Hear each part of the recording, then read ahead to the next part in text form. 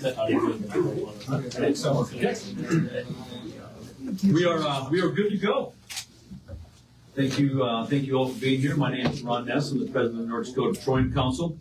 We've got a lot of our folks in the room today. Our chairman of the Petroleum Council Board, Todd Clausen, is here. The chairman of our foundation board, Josh DeVoren, is here.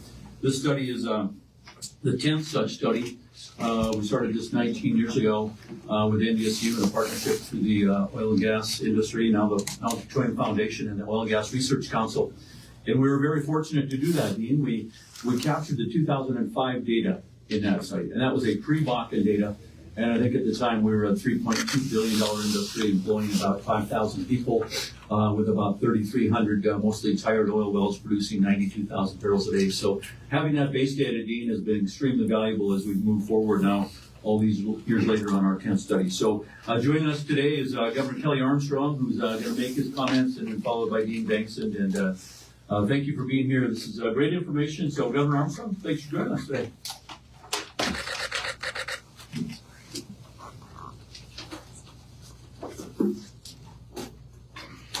Thanks to the NDSU researchers, Dean Bankson, who is here today, and Nancy Hoger, who wasn't able to be here for doing this study every 2 years.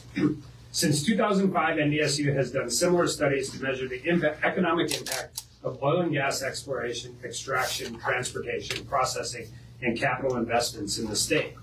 This report is for 2023, obviously, the most recent data available. Their findings confirm what we already know, that the oil and gas and natural gas industry continue to be a major economic force in North Dakota's economy, benefiting communities across our state. Taxes and royalties paid by the industry support state and local investments in infrastructure, schools, communities, tax relief, and the legacy fund, among other areas. Seeing these numbers on paper really puts into perspective just what a juggernaut this industry is for North Dakota. The oil and gas industry directly employed 30,100 people in 2023. Economic activity from the industry's indirect and induced effects supported an additional 33,730 jobs, for a total of 63,830 jobs attributed to the industry. Employment compensation, which includes wages, salaries, and employee benefits, was estimated at $5 billion. Total gross business volume, this includes direct sales in oil and gas industry and business generated from indirect and induced economic activity throughout North Dakota, set an all-time record at $48.8 billion. That's an increase of $6.2 billion over 2021 and over 30% of the state's overall gross business volume. And that's just the impact of the economy. We know from another recent study that the oil and gas industry has paid more than $32 billion in taxes in North Dakota since 2008. On average, oil and gas taxes account for more than 50% of the state's local tax collections for over the past decade. Again, that revenue gets invested in local communities and infrastructure, K-12 education, water and flood control projects, tax relief, the Outdoor Heritage Fund, and energy research and development. Oil revenues also support the Legacy Fund, which is key to our property tax proposal. Oil is a finite resource, and so are revenues from it. You need to build up and protect the Legacy Fund principle, and using the earnings for tax relief is going to give people buy-in. I would end with, the numbers aren't the real story. This is creating generational wealth for North Dakotans who aren't even born yet. This is creating communities that, those of you who've heard my stories about Watford City and living in Dickinson and graduating in 1995 and working in Watford in 2001, 2002. I've been talking to high school juniors. I was talking to 3 juniors in high school that are going to a CTE school in Watford City and trying to explain what Watford City was like before they were born, and they can't even fathom it. And that is a fantastic thing. Like, they are looking for internships with companies in the oil industry to stay in McKinsey County. That never happened. For generations, that didn't happen. You didn't go on the family ranch, you didn't go on the family farm, you didn't stay. And it's not just in the oil patch. It's in Fargo, it's in Grand Forks, it's in every small town in between. The oil and gas industry, whether it's legacy fund dollars, whether it's common school trust fund dollars, whether it's SIF money, whether it's general fund money, is absolutely the single biggest game changer in North Dakota in our lifetime. And we need to protect it, we need to be proud of it, we need to continue to develop it responsibly.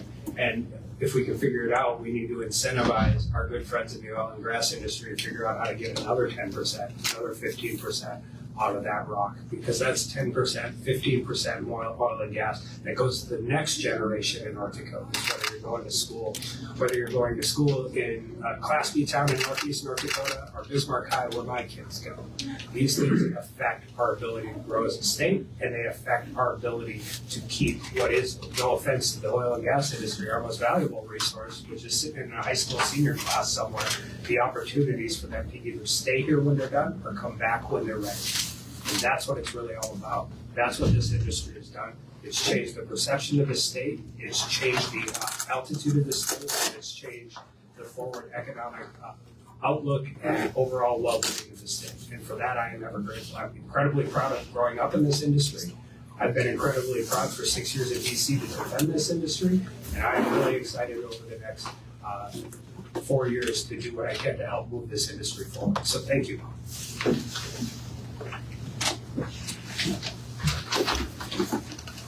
I don't know how this gets lined up that I get to follow the governor, but I'll try to be as enthusiastic as Governor Armstrong. There's probably not a lot I can say that hasn't already been said. I think the numbers speak for themselves. The oil and gas industry is extremely important to the state. We do not have an immensely large economy, and we have a very large oil and gas industry. So I think put those two together and you understand why this industry is so important to North Dakota. I'd like to cover just a few things about the study itself and then touch on some of the key figures and then open it up at that point for discussion and questions. So as Ron mentioned, we were fortuitous to start this process long before shale oil was ever even on anyone's radar. And so we have a great portfolio of economic data on this industry that really shows the changes that this industry has gone through and the changes that the state's absorbed as a result of how this industry has changed. So this is our 10th assessment. We cover 19 years of output from this industry. The goal in this study and the goal in all of the previous studies, along with all the other studies we do for other industries, it's a big part of what I do at NDSU, is we're looking to develop a comprehensive economic portfolio for the industry. So we're not just looking at the value of what that industry produces. We're looking at what happens when that industry spends its dollars in the state.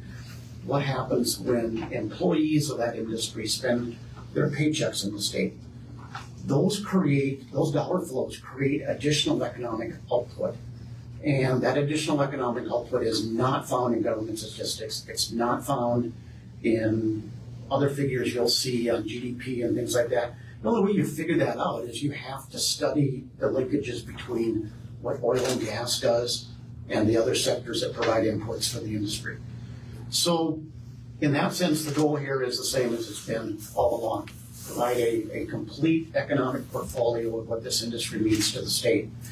The second thing I want to emphasize is that this study, along with all the previous studies for the oil and gas industry, and those that we do for other industries, emphasizes the use of industry data. So we partner with the industry on these studies to get data that's timely and relevant for what's actually happening in North Dakota. I think that's vitally important that these studies accurately reflect what is occurring in the state. So those are some trademarks of these particular assessments. So looking at a few of the key metrics, I think most of you have had a chance to look at the posters. They cover a pretty good smattering of all the different metrics that come out of a study like this. But let me just cover a few of the key ones, and then I'll comment a little bit on what we've observed with this study from the previous assessment. So 435 million barrels of oil produced. The average value of that barrel of oil was just under $73. We had over 1 billion MCF of gas that was sold. Value for that was slightly over $2 an MCF. So when we combine that, we had the value of oil and gas production over $34 billion. When we look at some of the expenditures and the spending of the employees, that number jumps to about 57 billion. When we look at well drilling and well completions, okay, we had a little over 1,000 well drilling and well completions. Some wells are good, some years completed the next. Using DMR data, 1,030 wells were completed in 2023. The in-state capture of that and the subsequent secondary economic effects was about 6.6 billion. When we look at the last segment of the industry, which is processing and transportation, so this is your refining, gas processing, the movement of crude by rail, movement by crude by pipeline, that's another 4.4 billion. So when we add all this up, including infrastructure, we're looking at north of 48 billion business volume in the state. This happens to be the largest assessment that we've made for this industry going back to 2005. So it's an enormously large number, and as Governor Armstrong mentioned, when we start comparing some of those numbers back to state totals, it's pretty remarkable what share of the state economy is hitched to oil and gas. Employment in the industry, about 50-50, direct to secondary jobs. That's pretty typical of a lot of industries. Tax revenues of 4.5 billion. That's enormously important for North Dakota. A large part of what's taking place at the Capitol for the last 4 months is how to budget what the state wants to do with its revenues, and a large chunk of that is funded through this industry. Looking at the changes to 2020 from 2021 to 23, 2021, most of our industries in the state were still suffering from COVID. I don't think there's any further explanation that needs to be brought forward on that. But we've seen a nice rebound in employment. We've seen a nice rebound in employment statewide. We've seen an increase in business value on every single component of the industry from the values that we had in 2021. So the industry has rebounded nicely. It remains an extremely important part of the industry. And that's the comments I have at this point. So I turn it over to questions and have the governor step forward. Ron, anyone have anything they would like to say or comment on? I have a couple of questions for Governor. Sure. Are you concerned that the South Dakota banned eminent domain for CO2 pipelines? Can some of its projects still be built in your view? I don't know how they're going to get it here. I just mean that. So am I concerned about the Summit project? Yeah, I think that if you're not being honest with people, whether that means a reroute, which would take a lot more time and all of that. And the reason I'm concerned about it is because we got to figure out CO2 free EOR. And we got to figure out a way in which to do it. I said it in my State of the State. I mean, there's a lot of fights about this. Now, their fight is different than our fight and how that all went on, particularly because of how the law sets up in North Dakota versus there. But we don't produce CO2 at scale and en masse in North Dakota in a way in which I think we're going to need to utilize it to figure out how to crack that code and get another 10-20% on the bucket. But we'll talk to them. We'll work through it. We'll see where else we can source some of that to keep going. This message of drill, baby, drill in the Trump administration, wondering how you view EOR through that lens. Does that fit into that? Yes, so the EOR through that lens, I think, is 45Q and direct pay. We know how to do incentives at the state tax level in North Dakota. I mean, I said this, there's nothing particularly unique about the Bakken versus the Permian or versus the Eagle Ford. We created a policy and an incentive structure, and this was before I was here, so I don't even take any credit for it. And I mean, as a state senator, not as governor, that got companies to want to risk their capital in North Dakota. The problem with 45Q is where you get the incentive isn't where you need to deal with the $25 differential and the way in which it works. So we're going to have to get creative.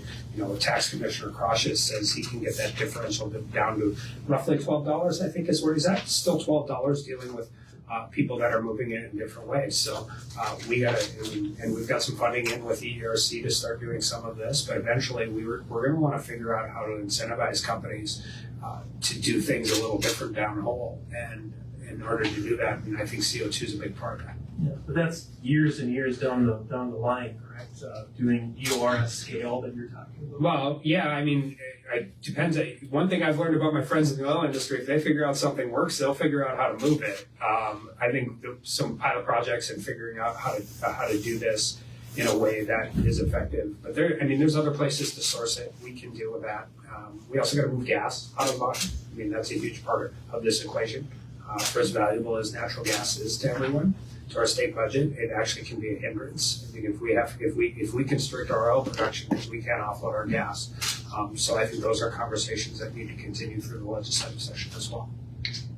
If there's if building these CO2 pipelines just isn't able to happen over the next decade or so, do you think there should be changes to state policies in terms of how tax revenue comes in from the oil industry to sort of conserve that money longer term, or how do you think about that? No, I think the biggest way if you're talking about tax incentives and structural changes, I think figuring out how we can incentivize enhanced oil recovery and really create a scenario where companies are willing to, you start doing these projects, everybody remembers the 100th one that works. They forget all the different companies that try it and it doesn't work. And it's expensive. And it's more expensive if you're going to cost yourself existing production in order to try it. And so I think I think between DMR, Industrial Commission, and the legislature, there are ways where we can, A, make sure we're not regulating away from innovation. I think that's always a risk. 2, incentivize companies to spend some of their capital to try things a little differently. But I think overall our tax policy on oil and gas, we have to maintain competitiveness. Still not that many companies that drill into shale rock. And we're competing with finite capital assets, whether it's Powder River, Eagle Ford, Permian. And I had a meeting this morning, and we do have some benefits. Our Bakken oil is about 98% diesel fuel. We also have a pretty significant transportation discount. And so we're not just competing for those dollars. Those are finite capital investor dollars. We want those companies to spend them here. We had mentioned about the importance of getting natural gas out of the Bakken. Yeah. We've got 2 possible projects that are happening in North Dakota. How confident are you that at least one of them? Confident. These are large-scale infrastructure projects that need, end-user contracts that take 6-8 years to do. I think there are ways in which the state can be beneficial and helpful in getting, the first part of that stuff done, and I think we should look at it. By the way, Grand Forks needs gas. Fargo would take the gas. We know that both the state, the country, and the world are more hungry for energy now than they were a year ago, and that's before you start talking data centers, artificial intelligence, and some of the other economic impact things that we can do all across the state. So the question is how do you move that infrastructure? How do you get that infrastructure in place in a meaningful way? One thing I'm really excited about is that I think the federal permitting process probably is going to speed up and get a little more streamlined and a little more business friendly over the next 4 years. Can I ask Ron a couple questions? Yeah. I'm curious, Ron, how do you view Summit's pipeline in relation to EOR? Is it critical, or is it just as long as the CO2 comes from somewhere at scale to advance that type of method? Well, ultimately, I think it was like the railroad was built in the early days to bring people to the west, and ultimately it turned out bringing commodities, goods, and services. So having a freeway or a railroad of CO2 that's coming that close to the Bakken, we're going to crack the code here. There's absolutely no question. We have to as a state. Whether and the sooner we get started now, I think we're behind in that. Actually, I think COVID and then 4 years of bad policies have lengthened out the timeline here. We have to do this before we hit decline. So, as the governor said, I'm confident.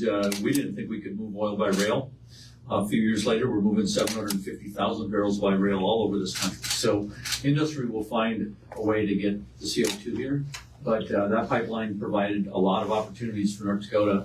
And I would say, if someone wants to build a pipeline, let's start it at the South Dakota border and encourage those ethanol plants and other industrial facilities to look at North Dakota as an opportunity for us, because we've got the geology, but we also have that long-term opportunity here. So it's a linear infrastructure, whether it's any of these types of projects, is critical. Electrical pipelines to the east, everywhere. We have to be able to build linear infrastructure, and essentially you become on an island. We have to move commodities. Look at the value of these commodities. You put the ag industry up here with us. We have to move these commodities to markets. Do you think Summit's pipeline is still able to be built? So that's a question for Summit. Anybody else? Okay, well, thank you, Governor, and thank you, Dean, for the study, and we appreciate any additional copies or anything online. Reba, this will all be posted on our website at NorthDakotaTradeCouncil.com or something like that. So, all right, thank you for joining us.